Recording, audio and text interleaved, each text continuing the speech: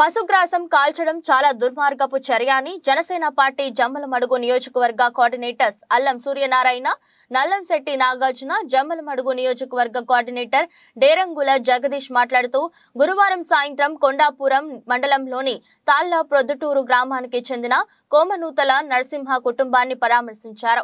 ఈ సందర్భంగా డేరంగుల జగదీష్ మాట్లాడుతూ నరసింహ కుటుంబానికి చెందిన గడ్డివాములను అన్యాయంగా కొందరు వ్యక్తులు కాల్చివేయడం జరిగిందని, ఇలా జరగడం ఇది రెండోసారి అన్నారు. అన్యాయానికి పాల్పడిన వ్యక్తులకు కఠినంగా శిక్షించాలని తెలిపారు. ఈ రోజు మన కొండాపురం మండలంలో వచ్చేసి మన జన సైనికులు నరసింహ గారు వచ్చేసి పశుగ్రాసం వేయడం జరిగింది. ఇది మొదటిసారి కాదు, మూడోసారి.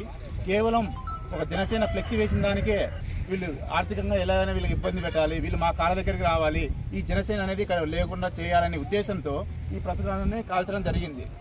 ఈ పశుగ్రాసం అది వీళ్ళు ఎన్ని చేసినా కూడా మా జనసేన అనేది నిలువెత్తున పొంగి ఎప్పటికైనా ఒకటి బలపడుతుంది, కానీ ఎప్పటికీ తగ్గి ఒకసారి ఆగిపోయేది కాదు. మరి ఈ నరసింహ కోసం మా తరఫున మేము సహాయం చేస్తాము. ఎప్పుడు నెలవేళ మేము తోడుగా ఉండి మా జనసేన సైనికులు అందరూ ఏకదాటమే కలిసికట్టుగా, అలాగే పోలీసులకు విన్నపం చేసేది కూడా ఏమంటే నిష్పక్షపాతంగా వీళ్ళకి వ్యవహరించి దీనికి ఏ నష్టపరిహారం ఉందో దాని నష్టపరిహారం వీళ్ళకి అందేలా, నెక్స్ట్ మా ప్రభుత్వం వచ్చా కూడా అరే ఇప్పుడు ఏ విధంగా నష్టపరిహారం మా పవన్ కళ్యాణ్ గారి దృష్టికి తీసుకెళ్లి దీనికి నష్టపరిహారం అందేలా మేము కృషి చేస్తామని తెలియజేస్తున్నాము.